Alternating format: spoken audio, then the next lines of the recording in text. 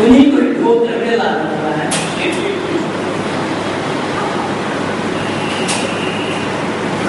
उनतीस वर्षों से इन सभी किताबों को मैंने छोड़ा हुआ है। छोड़ा हुआ है कि मतलब पढ़ते तो जरूर है, देखते जरूर है, लेकिन अमल नहीं करते। इसका मतलब छोड़ना ही होगा। जिस किताब से मेरा जन्म से ही संपर्क और संबंध रहा, जिन किताब को मैंने कॉन्टेक्ट मेमोरी किया, यानी कंठस्थ किया, जुबानी याद किया, हिफ्ज किया, मौलवियत की कोर्स की, इसके बावजूद भी उन किताबों को मुझे छोड़ना पड़ा। और वो आप सभी जनों को प्रायः मालूम है, वो छोड़ा भी मैं अगर तो गुरुकुल इंद्रप्रस्थ के माध्यम से ही छोड़ा। इसलिए मैं अपने कोई फरीदाबादी नहीं मानता, क्योंकि मैं वैदिक धर्म को जाना गुरुकुल इंद्रप्रस्थ के माध्यम से। उन दिनों में स्वामी शक्ति मेरे संचालक होते थे यूट्यूब के। संचार प्रकाश मुझे गुरुकुल इंद्रप्रस्थ के माध्यम से मिले। उसके बाद मैंने सच्चाई को जाना और 83 से लेकर के अब तक जितनी भी इस्लामिक साइट हैं इंटरनेट पे, और जो लोग इंटरनेट से संपर्क रखते हैं हम सबको मालूम है कि महेंद्र पाल आर्य उन लोगों को एक औलाद बनकर के आया। जब एक कोने में जाकर के दुबक गए, ना तो इनके पास मुकाबला करने की शक्ति, ना तो जवाब देने की दम। और मैं छोटी छोटी बातों पर इन सब लोगों को निरंतर करता हूं। हमारे यहाँ भले ही हमारे विभिन्न संगठनों के माध्यम से धर्म के बारे में और अपने सिद्धांतों के बारे में चर्चा करते होंगे, लेकिन मैं दावा के साथ कहता हूँ कि हिंदू नहीं जानता धर्म होता है। ये केवल और केवल ऋषि दयानंद के मान्यता को जो लोग जानते हैं और मानते हैं, उनके सिवा दुनिया के लोग धर्म जानते नहीं हैं। हो सकता है कि मैं आंखों के सामने छोटी मुंह में बड़ी बात कर रहा हूं, लेकिन ये यथार्थ है। और मैं केवल कहूंगा कि इसके साथ प्रमाण आंखों के सामने इकट्ठा करेंगे कि ऋषि और देव दयानंद का आगमन अगर ना हुआ होता तो ना भारत के लोग आज तो विश्व के आनंद में हो रहा है कि मैं भी बहुत देशों में घूम करके आया हूँ, अभी फिर जा रहा हूँ कि भारत के लिए मैं कह रहा हूँ कि ऋषि और दयानंद का आगमन अगर ना हुआ होगा, भारत के ही लोग ना तो परमात्मा को जान पाते और ना ही धर्म को। हिंदू तो मानता ही नहीं। और ये हिंदू के न जानने का कारण ही आज ये हुआ कि हिंदू घराने के बेटा हो या बेटी मुसलमान कर दें। क्या कारण है? कारण ये है कि हमने उनको न समझा पाया, न बता पाया, न जानकारी दे पाए कि धर्म होता क्या है। अब एक एक करके मैं प्रमाण दे रहा हूं। ऋषि देव दयानंद कह रहे हैं कि धर्म विश्व के आंगन में मानव मात्र के लिए एक है, और धर्म वो है जो तीनों काल में बराबर हो, जिसमें कोई परिवर्तन न आया हो और जिसमें कोई परिवर्तन आना संभव हो। केवल इतना ही ऋषि कह रहे हैं कि धर्म ईश्वर प्रदत्त होता है, व्यक्ति विशेष के द्वारा चलाया हुआ धर्म। मैं हाथ जोड़ रहा हूं, विनती कर रहा हूं आप लोगों से कि बौद्ध को लोग धर्म मानते हैं, यानी बौद्ध धर्म बोलते हैं, यानी ये ईश्वर प्रदत्त है या व्यक्ति विशेष द्वारा चलाया हुआ है। जल्दी बोलना, व्यक्ति विशेष। लेकिन इसको लोग हिंदू ही धर्म कहना नहीं कर रहे और इसके ठेकेदार चाहिए। तो ये क्या है? मैं निवेदन कर रहा हूं कि ऋषि और देव दयानंद इन्हीं चीजों को सामने रख रहे हैं। दुनिया के लोगों, धर्म ईश्वर प्रदत्त होता है। कैसा?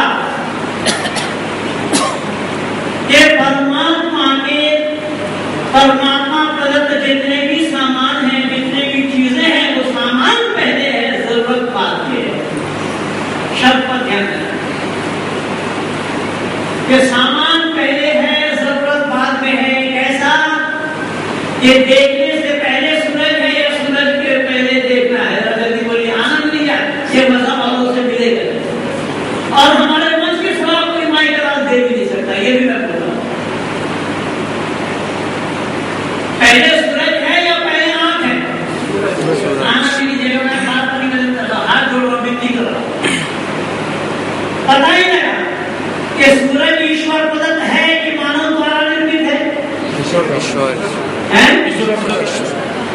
लेकिन राजवीर जी हमारे सामने उपस्थित हुए हैं और पूरे पुलिस महकमा में राजवीर जी को राजवीर शास्त्री के नाम से प्रस्तुत किया और जिन जिन थाना में उपस्थित रहे हैं, अनुकंपा है, वहां वहां मेरा जाना हुआ है। बड़े बड़े अधिकारियों के सामने में आपके माध्यम से भी जाने का सौभाग्य प्राप्त। अब यहाँ आनंद लीजिएगा कि सूरज ईश्वर प्रदत्त है या मानव द्वारा निर्मित? ईश्वर प्रदत्त है। तो ईश्वर प्रदत्त होने के कारण देखने से पहले सूरज समझ है। देखने वाले हम बात करें, प्यास से पहले पानी है या प्यास पहले है? पानी पहले है, क्योंकि उस परमपिता परमात्मा को पहले से ही पता है। हाँ, रहना स्वाभाविक है कि मेरे बच्चे धरती पर जाएंगे तो उनको प्यास लगेगी।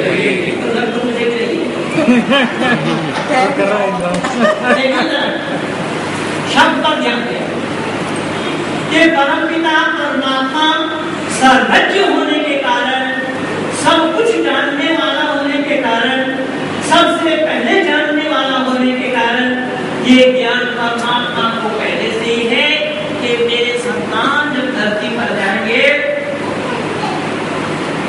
उनको प्यास से बचाने के लिए पहले उनको पानी मुहैया कराया जाए। इसलिए प्यास से पहले आनंद लीजिएगा। ज्यादा समय नहीं, मैंने निवेदन किया कि प्यास से पहले दोहरा दीजिए, मुझे भी अच्छा लगे कि मैं आया हूँ। प्यास से पहले पानी है, भूख से पहले खुराक। बच्चा जब माँ की शिकन में आता है, और हर माताओं को इस बात का पता है कि बच्चा जब माँ की शिकन में आती है, भूमिष्ठ होने से पहले बच्चे का खुराक दूध आता या नहीं? गलती बोलना, क्या दूध पहले आया या बच्चा पहले? अरे बोलो तो सही। अगर मैं गलत बोल रहा हूं तो भेद कराऊं, तो सही बोलने में क्यों आप लोगों को आपत्ति है? इसलिए मुझे गुस्सा आता है। और इस गुस्से में कई बार मैं कह जाता हूँ, मुझे मुसलमान भी शिकायत करते हैं कि आपकी बोली तो करेला जैसे कड़वी है। मैंने उसमें लिखा कि भाई मैं डॉक्टर हो गया डॉक्टर, और मुझे बखूबी पता है कि तुम्हें मलेरिया रोग है, और बुलाएं देना मैं बंद कर दूं, तुम्हारे मैत्रे का रोग कर सकता। और मैं एक भाई होने के नाते, एक अच्छा पड़ोसी होने के नाते, मैं भी ये नहीं चाहता कि डेंगू में मरूं, इसलिए मैं कोई नहीं देता हूं। तो सुनिएगा ध्यान से, मैंने निवेदन किया कि भूख पहले है या खुराक पहले? खुराक भेजने वाला कौन? परमात्मा। अच्छा, खुराक जो परमात्मा ने भेजा, क्या हमारे मानने पर भेजा? नहीं। मानने से पहले भेजा? क्या जरूरत भर भेजा या जरूरत से ज्यादा भेजा? जल्दी बोलिए। जरूरत से, मानने से पहले भेजा और जरूरत से ज्यादा भेजा। हमने कभी भी परमात्मा को एप्लीकेशन नहीं लगाई। दुनिया का कोई भी नहीं, लेकिन वो पिताओं का पिता है। कौन है वो? पिताओं का पिता है, पालयति का पिता है। जो पालता है उसका नाम पिता है। इसलिए उस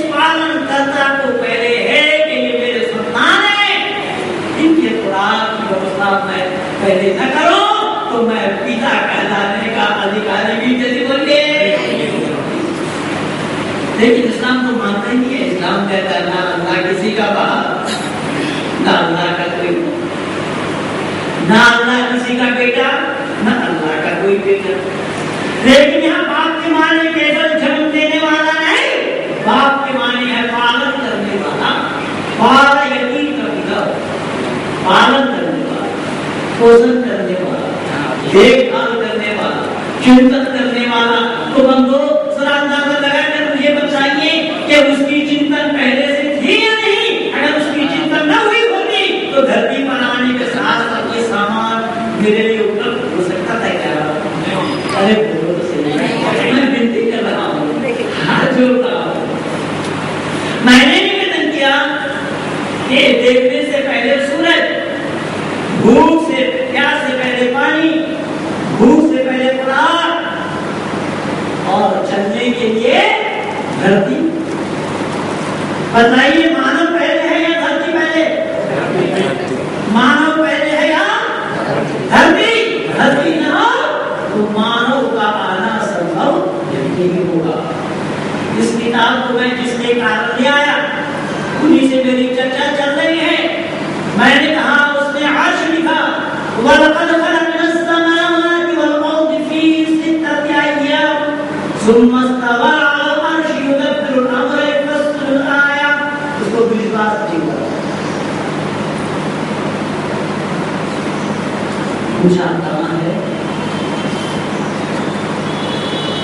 मैंने कहा सूरह यूनुस आयत नंबर 3 को बोल। मोबाइल पर डाउनलोड किया हुआ है, मोबाइल खोल करके सुनो।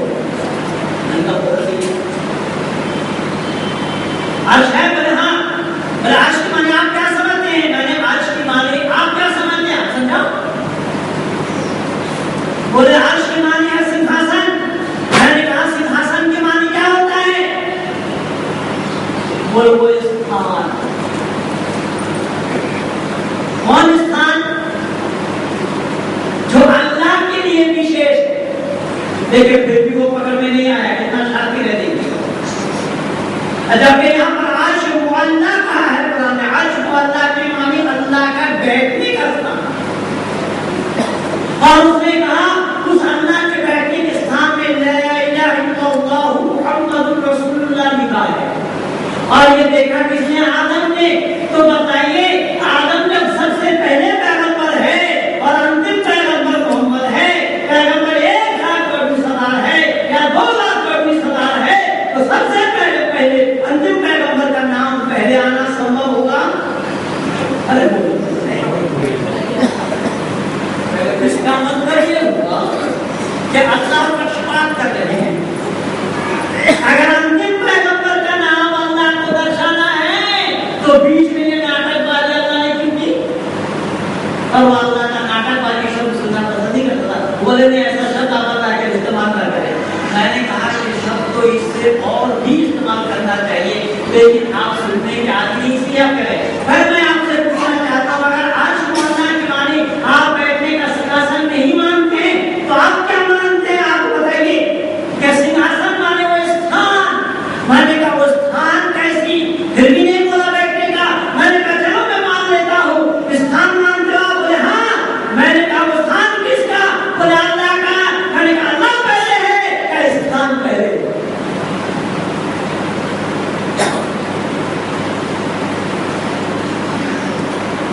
बोले नहीं अल्लाह पहले। अरे जब अल्लाह पहले है, स्थान नहीं, तो अल्लाह था कहाँ? मैं निवेदन कर रहा हूँ ये आर्य समाज के सिवा कोई हिंदू नहीं होता। हिंदू जानता ही नहीं है, हिंदू बिना नहीं होता है। खुद मूर्ति में प्राण डाला है और उसी से ईमान रहा है। कौन सा हॉस्पिटल में हिंदू है दुनिया में? कोई हॉस्पिटल इन हिंदुओं को भेजने के लिए? मैं निवेदन कर रहा हूँ, सुनना मेरी बात को समझदारी से। ऋषि दयानंद इसलिए कह रहे हैं दुनिया के लोगों, उस परमात्मा को तुमने जानने का प्रयास नहीं किया है जो सृष्टि की रचना का है। कि वो परमपिता परमात्मा चलने से पहले धरती को दिया तो धरती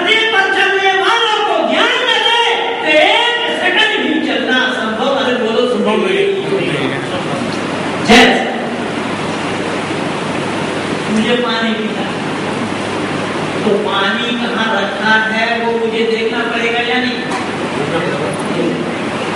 पानी को देखना है ज्ञान और हाथ में लेना है कर्म। समझिए मेरी बात, मैं प्रैक्टिकल कर रहा हूँ।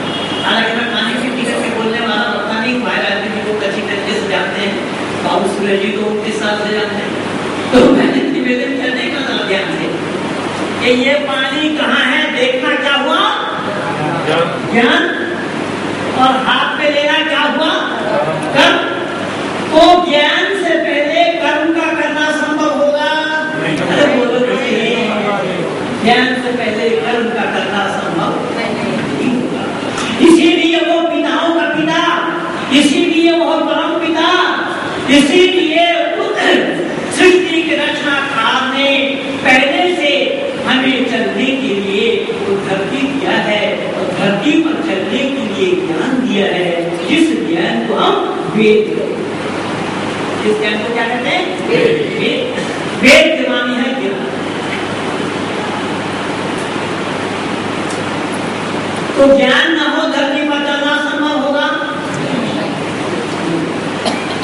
अब इसी कसौटी को मैं अभी कसौटी दिखाना कह रहे हैं आप लोगों को, मैं लेकर नहीं है, बिल्कुल साधारण रूप से ये कसौटी है।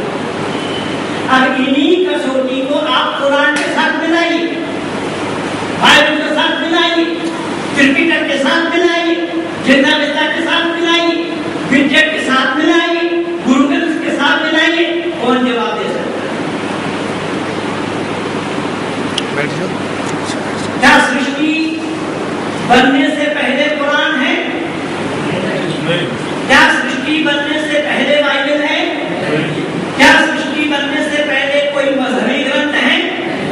ये जितने भी मजहबी ग्रंथ हैं वो सब मानवकृत हैं। मैंने समग्र इस्लाम जगत को चैलेंज दिया हुआ है कि कुरान को कलामुल्लाह समझकर के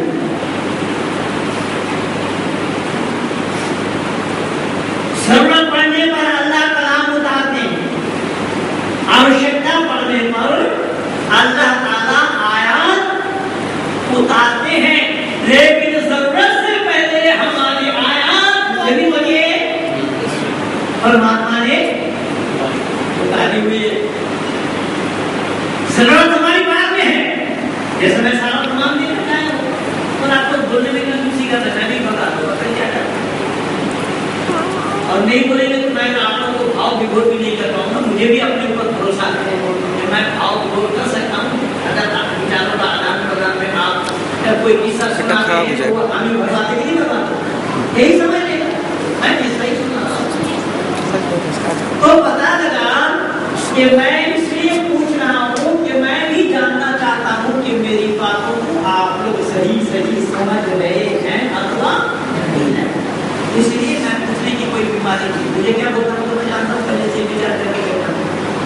तो मैंने निवेदन किया कि जरूरत पड़ने पर अगर उतरे तो उतारने वाले का ज्ञान परिपूर्ण है या ज्ञान में अधूरापन है? जल्दी बोलना, ज्ञान में अधूरापन है क्योंकि उस उतारने वाले को पता नहीं कि इसकी भी आवश्यकता, इसकी भी जरूरत हो सकती है कि उसको इल्म नहीं है, ज्ञान नहीं है, इसलिए कुरान का अल्लाह ज्ञानवान। ऐसा उदाहरण के रूप में मैं प्रमाण बच्चा की क्या संभालिए कोई है बैठ जाओ एक एक करके शब्द पर ध्यान दे दिया, सच्चाई को पता लगेगा। इस्लाम वालों की मान्यता है कि वेद भी ईश्वरीय ज्ञान है। जो मेरे साथ डिबेट हुआ है यूट्यूब में आप लोग मिलेंगे होंगे, अब्दुल्ला कादी कह रहे हैं कि वेद को भी हम ईश्वरीय ज्ञान मानते हैं और कुरान को भी हम ईश्वरीय ज्ञान मानते हैं। वेद प्रथम ज्ञान है और कुरान अंतिम ज्ञान है। तो मैंने पूछा कि साहब दोनों में जब एक तरीके का उपदेश नहीं है तो दोनों को ईश्वरीय ज्ञान मानना संभव है क्या? दोनों में अगर एक प्रकार का उपदेश न हो तो दोनों का एक होना संभव है क्या? नहीं। तो जब दोनों में एक उपदेश नहीं है, दोनों में उपदेश अलग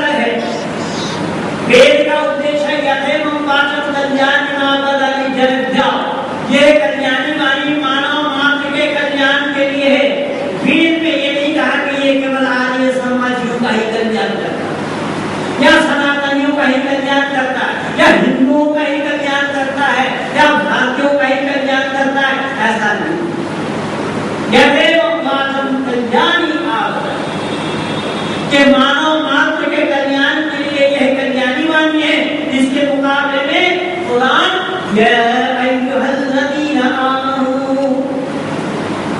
ईमान लाने वाले, क्या आप लोग अपने आप को ईमानदार मानते हैं? बड़ा विचित्र सवाल है, किसी ने पूछा नहीं है। और विचित्र इसलिए है कि ये तरह पता नहीं कैसे पागल आते हैं, हमको बेईमान बता है ना। अब आइए मैं वो किताब निकाल कर, आप लोग बेईमान है या नहीं? जिसका फोटो हमको नहीं सेकंड से लेना, जरूर आना चाहिए ताकि मैं यूट्यूब पे डालूं। तो बचपन से ही बच्चों के दिल और दिमाग में ये भरा जा रहा है, ये पढ़ाया जा रहा है, ये सिखाया जा रहा है, ये बताया जा रहा है कि तुम कौन हो। किससे पूछा? शाम से कुछ है? बच्चे से पूछा, बच्चे हमारे भी हैं। हमारे बच्चों से नहीं पूछेंगे कि तुम कौन हो, क्योंकि हम जानते हैं वो कौन है। हमारा घर का है, हमारा है, हमारा जन्म दिया हुआ है, हमें पूछना पड़ेगा नहीं। लेकिन वहां पूछा जा रहा है, जब आपको हिंदू पढ़ने के लिए नहीं गया, बच्चे तो उन्हीं के हैं और उन्हीं के बच्चे होने के बावजूद भी वो नहीं जानता है वो कौन है। इसलिए वो अपने बच्चे से भी पूछ रहे हैं कि तुम कौन हो। सही है?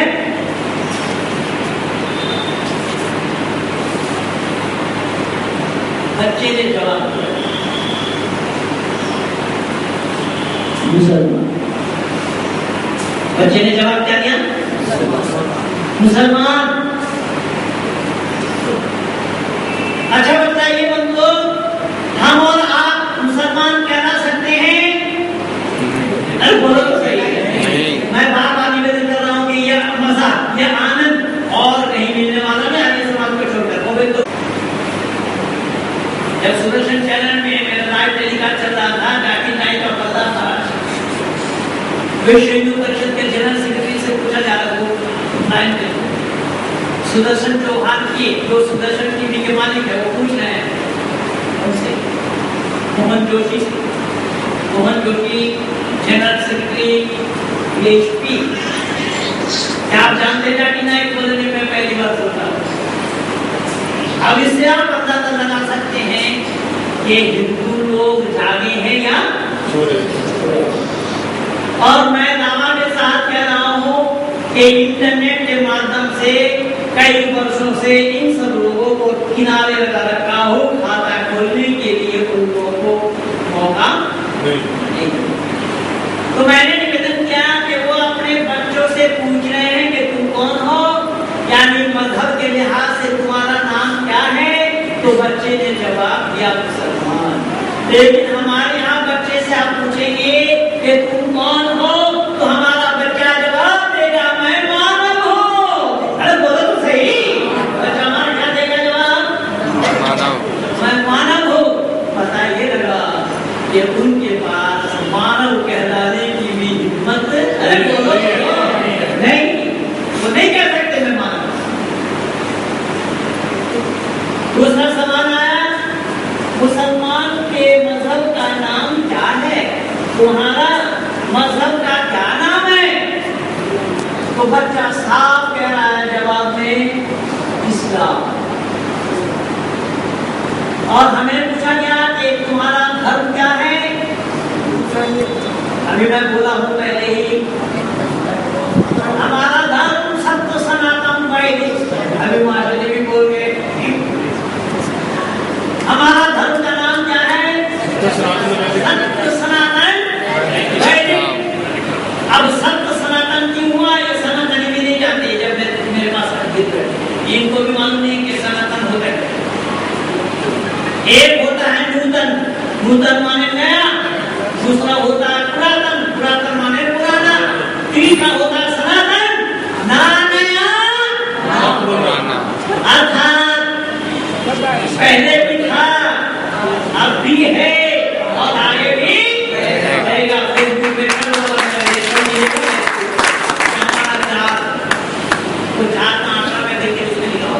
अब देखिएगा कि मर्यादा पुरुषोत्तम राम जब धरती पर नहीं आए थे, उससे पहले सत्य सनातन वैदिक धर्म बरकरार था। उनके पूर्वज भी जब नहीं आए थे, उससे पहले सत्य सनातन वैदिक धर्म बरकरार था। मर्यादा पुरुषोत्तम राम के काल में भी सत्य सनातन वैदिक धर्म बरकरार था। आज वो महापुरुष हमारे सामने नहीं है, आज भी वो सत्य सनातन वैदिक धर्म बरकरार है और आगे भी रहेगा। कोई अंतर नहीं आया है, न आ सकता है, न लाया है किसी ने, और न ही किसी के लिए लाना संभव है। लेकिन मैं निवेदन कर रहा हूँ कि राम जब नहीं थे, उससे पहले सनातन वैदिक धर्म बरकरार था। कोई माई का लाल ये बता दे कि बुद्ध से पहले बौद्ध धर्म था नहीं। पूछ रहा हूं मैं आपको, यानी जब ये उसी काल में जब ये सिद्धार्थ बने रहे, गौतम बुद्ध बनने से पहले, गौतम बुद्ध बनने से पहले तक धरती पर कोई बौद्धिस्ट था क्या? नहीं। और भाई सैनी साहब और वाजपेयी के हमारे बड़े पुराने दोस्त, से भी बहुत वर्षों के भी पुराने साथी है। मैं निवेदन कर रहा हूँ, देखना जरा आनंद उठाइएगा।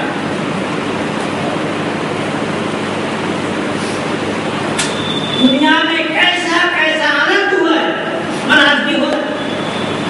मैं निकल दिखा इसी और वो मेरा निशाना था राजनेताओं पर कि राजनेता जब कह रहे हैं कि हमारा ये धर्म निरपेक्ष है, पर राजनेताओं से मैंने पूछा कि धर्म है क्या, वो तो बता दो।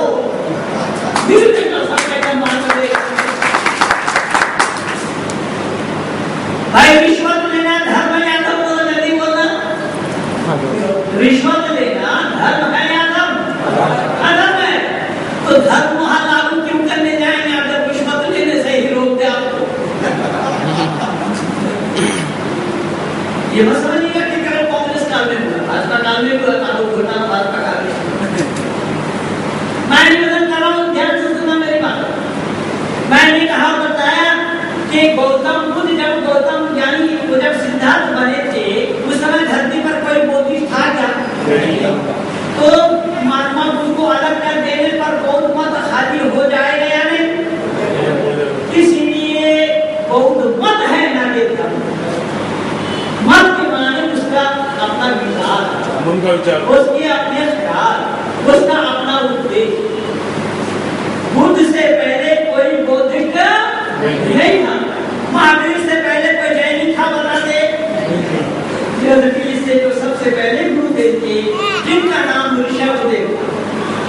ऋषभदेव ने किसी को भी जैनी नहीं बनाया।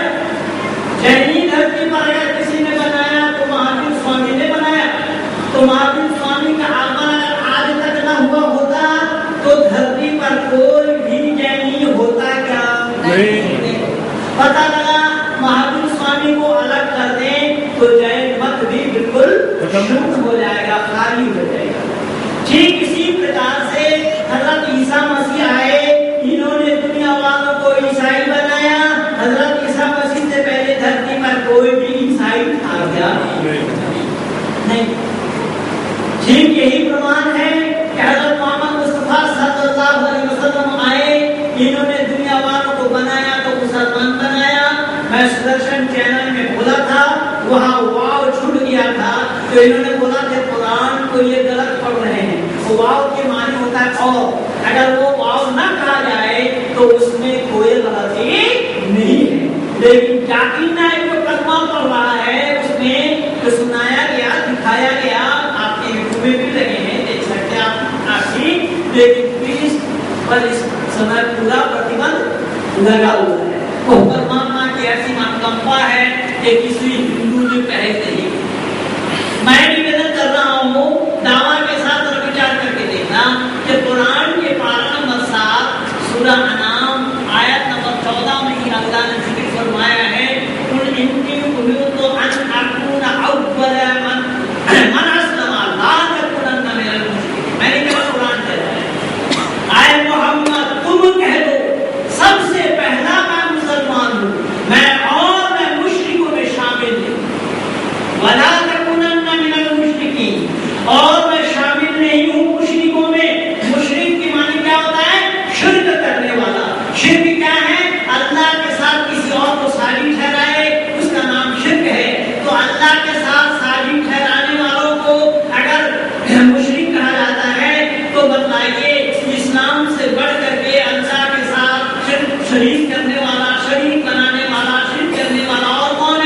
क्योंकि ला इलाहा इल्लल्लाह कहते कहते किसी मुसलमान की जुबान से छाल निकल कर अगर वो मर जाता है, वो हरगिज़ हरगिज़ मुसलमान नहीं कहला सकता कब तक, जब तक वो ये ना कह ले कि मुहम्मदुर रसूलुल्लाह, मोहम्मद अल्लाह का रसूल है।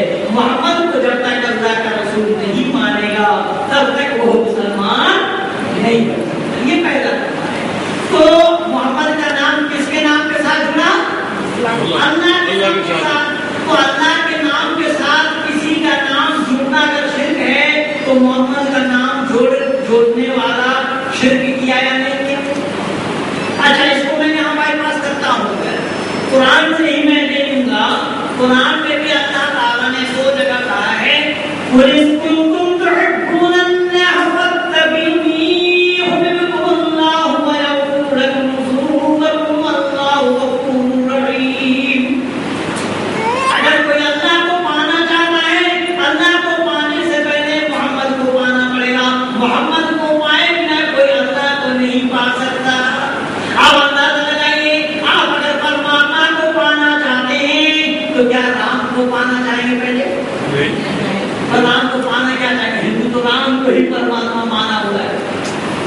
अब ये हिंदू इतना बड़ा आपस का दुश्मन, राम का रूप चलेगा, रामा रामा रामा राम राम रामा, एक राम दो राम माने राम।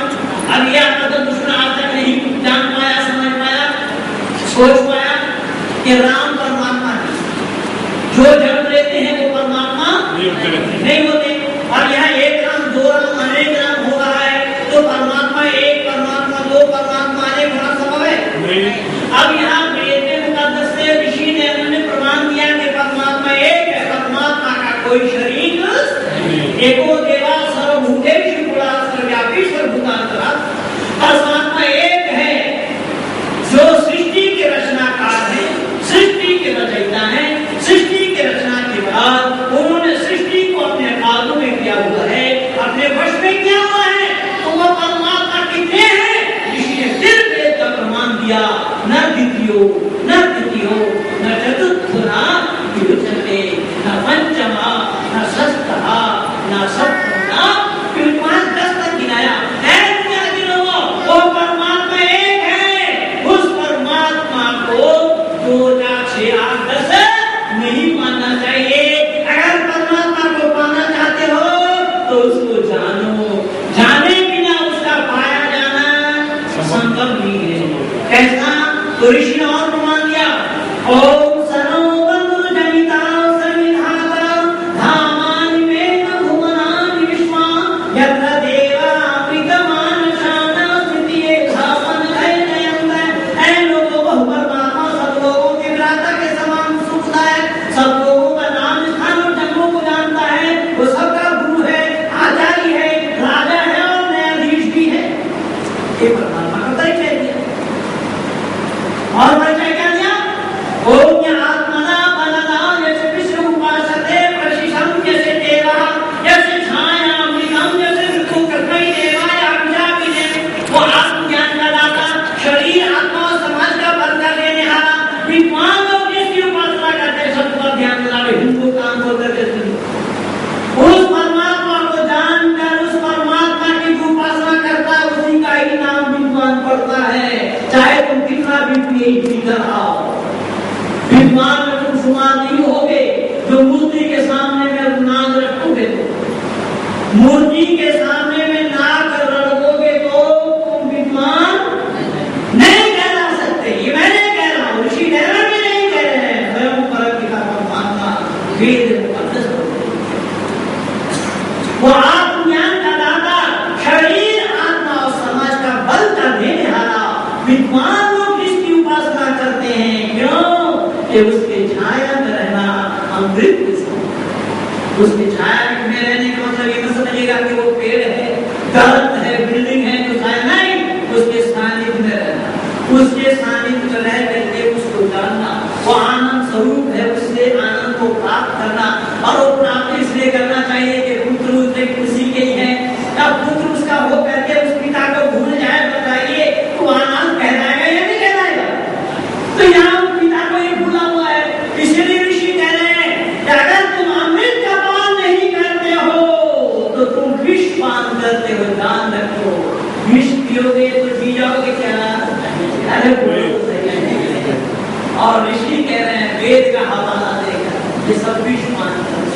विश्वान करने वाला मरा हुआ या जिंदा? बोलेगा आत्मिक रूप से तो वो मरा हुआ है। क्यों? कि उन्होंने परमात्मा को जाना ही। इसीलिए ऋषि कह रहे हैं कि उसके छाया में रहना अमृत के समान है और उससे दूर हो जाना अर्थात परमात्मा से अपना दूरी बना लेना ये मृत्यु आदि दुख का हेतु है। अब पिता से जो अपना दूरी बना ले पुत्र, तो बतलाइए वो पुत्र बनने के लायक होगा क्या? ये वेद है। लेकिन यहाँ दुनिया वालों ने क्या किया? उसको जानने का किया। तो मैंने इसलिए निवेदन किया कि कुरान का कहना है अगर अल्लाह को पाना चाहते हो तो मोहम्मद को पाओ, लेकिन हमारे यहाँ परमात्मा को पाना है तो किसी बिचौलिया की आवश्यकता नहीं। बोलिए न राम की आवश्यकता है न दशरथ को पाना पड़ेगा। परमात्मा कौन है हम जाने, उसी के रास्ते में चलते चले जाएं। तब क्या है? ओम अग्नि नए सुपथाराय अस्मान् विद्वान् देव परिणाम विद्वान यो यो दसचुराय नमेनो भूइष्ठान्ते नमो किम परमपिता परमात्मा जो आप पुरुष जो आप लोग तुझको पाने के लिए जो तेरे रास्ते पे चल करके तुझको पाए हैं उसी रास्ते पे चलने की हमें क्षमता प्रदान कर। देखिए कितना आसान रास्ता होता है, लेकिन इसको जानने का प्रयास नहीं क्या लोगों ने। तो ऋषि यहाँ कह रहे हैं कि उस परमात्मा को पाने के लिए उसको जानना जरूरी है, लेकिन कुरान कहता है अगर उसको अल्लाह को पाना चाहते हो तो मोहम्मद को पहले पाओ। वासिउल्लाह वासिउर रसूल, इताअत करो मेरी और मेरी रसूल की। मेरी रसूल की इताअत किए बिना कोई अल्लाह को नहीं पा सकता।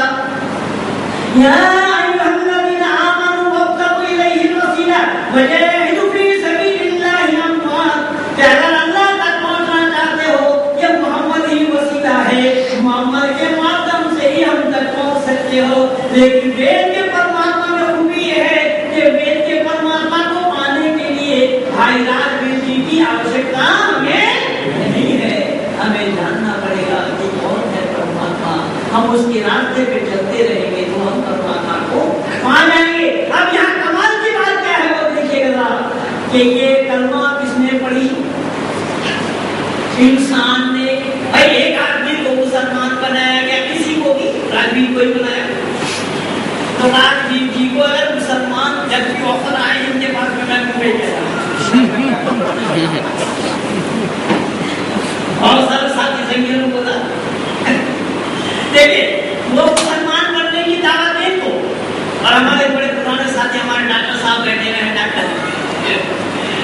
डॉक्टर एम एस बाला, ये कलकत्ता से ही हैं और कलकत्ता में ही हम साथ कार्य करते रहे। ये भाजपा के बड़े अच्छे कार्यकर्ता रहे वहाँ भी, लेकिन अब आपके बदलपुर नहीं रहते हैं। तो मैंने निवेदन किया शब्द पर ध्यान देना कि किसी को मुसलमान बनाया जा रहा है, मुसलमान नहीं है और मुसलमान बनेगा कैसे? ये कलमा पढ़ने से। समझ रहे हैं आप लोग? और कलमा क्या है? तो ला इलाहा इल्लल्लाह मुहम्मदुर रसूलुल्लाह। क्या अर्थ है इसका? नहीं है कोई माबूद सिवा अल्लाह के, मोहम्मद अल्लाह का रसूल है। इसको जो जुबान से इकरार करे और दिल से माने वो मुसलमान बन जाएगा। मुसलमान बनने के लिए उसने क्या कहा कि नहीं है कोई माबूद सिवा अल्लाह के। तो अल्लाह एक है कि इंसान को गवाही देना पड़ेगा। अरे तुम सूरज को दिखा रहे हो, तुम्हें क्यों गवाही देना पड़ेगा? तुम कौन हो? अरे तुमसे गवाही मांगी किसने? और तुम जो गवाही दे रहे हो वो झूठी भी तो हो सकते भैया। तुम सही गवाही दे रहे हो, इसका क्या प्रमाण मानते? दूसरा काम शहादत, उसमें शहादत माने गवाही देना। क्या गवाही देना? अशहदु अन ला इलाहा इल्लल्लाह वहदहु ला शरीक लह व अशहदु अन्ना मुहम्मदन अब्दुहु व रसूलुहु।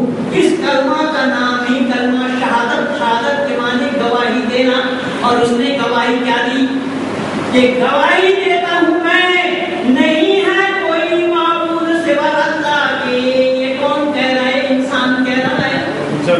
इंसान क्या करे कि मैं साक्षी प्रदान करता हूँ परमात्मा के सिवा और कोई नहीं। भाई तुम क्यों साक्षी दे रहे हो? ये पता नहीं हम क्यों साक्षी दे रहे, हमसे बुलवाया जा रहा है। मुझे समझना ध्यान से, वो कह रहे हमें बुलवाया जा रहा है, हमसे बुलवाया जा रहा है। तुमसे क्या बुलवाया जा रहा है कि तुम कहो, तुम गवाही दो कि अल्लाह एक है। भाई हमसे क्यों गवाही दिलवाया जा रहा है या दिलवाया जा रहा है या दिया जा रहा है या दिलवाने के लिए कहा जा रहा है कि तुम कहो अल्लाह एक है? क्यों? अल्लाह स्वयं सिद्ध नहीं है और वेद क्या है? परमात्मा क्या है? सतह प्रमाण है और यानी सूरज को दिवस दिखाना पड़ता है या सूरज निकलने के बाद अपने आप अंधकार दूर हो जाता? भाई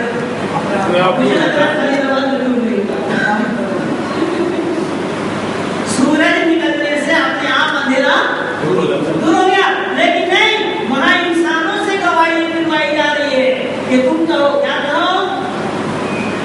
देखिए ये सवाल जवाब के साथ बच्चे के दिल और दिमाग में यही होता है। हमको बताया जा रहा है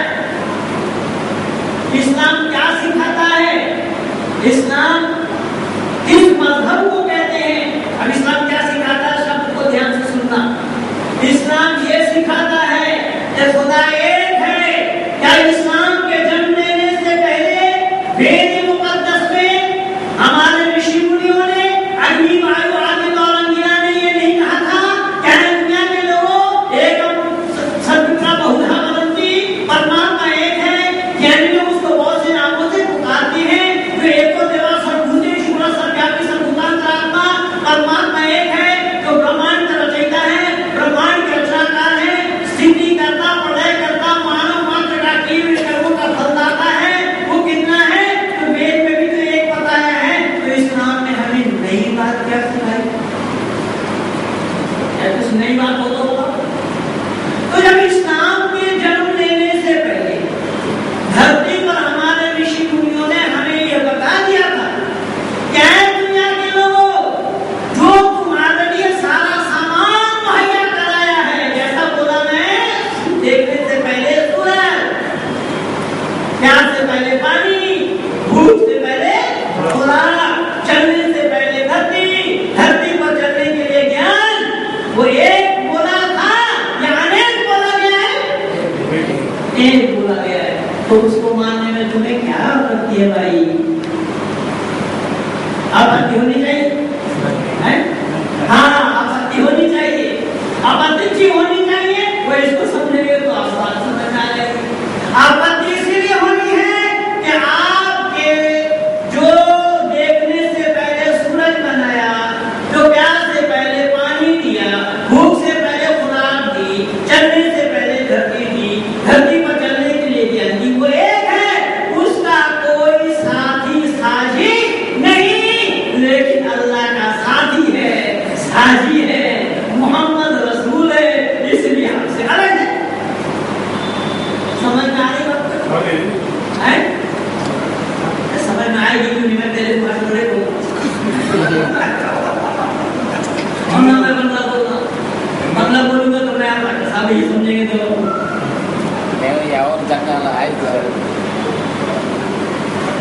मैं एक दो जानने वाले, लेकिन देखिए यहाँ पर वो आपका साथ क्यों नहीं दे पाए कि आपके जो परमात्मा है वो एक और अद्वितीय है।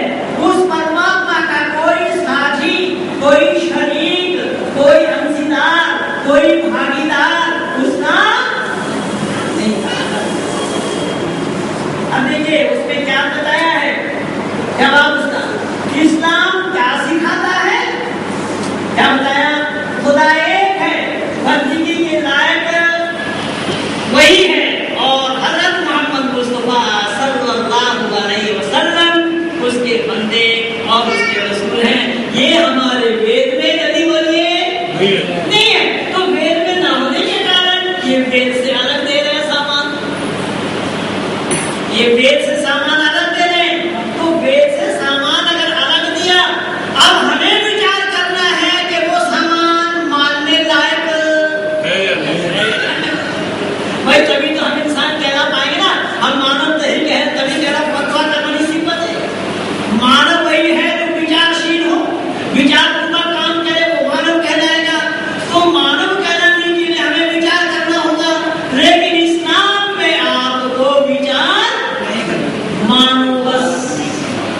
जान दो मत। तो इस्लाम वालों से जो मेरा चल रहा है, मेरे पे सारा मौजूद है, उसमें मैं दिखाया हूं कि इस्लाम वालों ने अपने को गिरवी रखा है।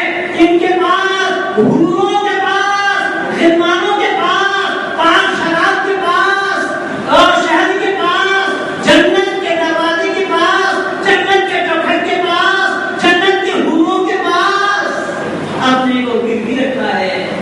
अभी एक बंदूकधारी अपने को लिखता है जयपुर का, उसने एक अंग्रेजी काल में जब वो अंग्रेज पड़तालों ने तोप के सामने में मौलवी बाकर को उड़ाया, मौलवी बाकर नाम था, उसको देख करके वो बता रहा है कि इन चड्डीधारी हिंदुओं को चड्डीधारी था, इन हिंदू चड्डीधारी को क्या मालूम है कि हमने क्या किया। तो उसी को सामने रख कर उसने मैं जवाब दिया, अरे ये तो मैं जानता हूँ, इतिहास के पढ़ने से, इतिहास के पन्नों से ये जानकारी मिलना स्वाभाविक हुआ कि बाकर अली को अंग्रेजों ने अपने तोप के सामने में रख करके उसको उड़ाया था, और चड्डीधारियों ने उस बाकर अली के लिए अपने दिल में जो जगह रखा था आज भी वही जगह है।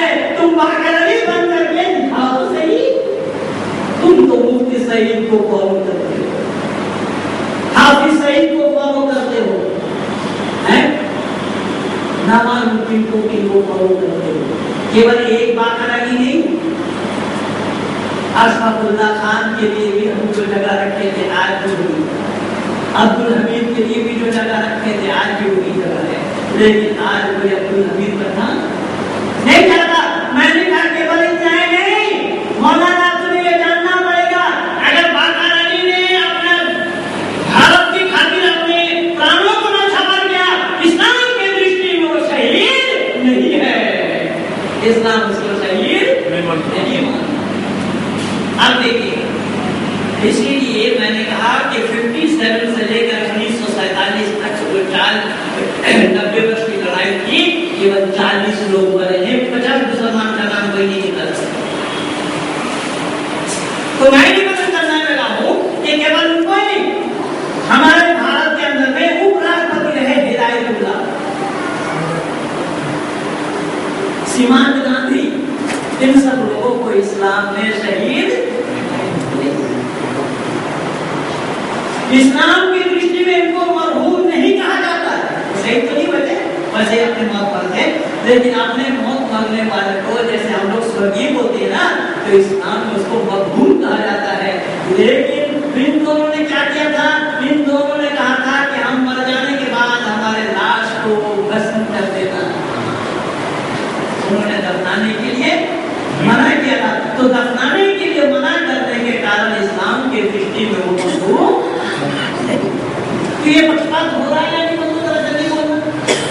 इसी प्रकार ये सारा प्रमाण इस्लाम जगत के हर मदरसों में,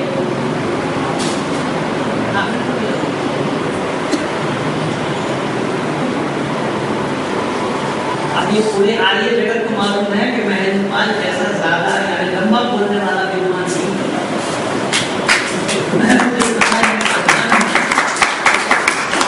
और मैं बोलता हूँ सब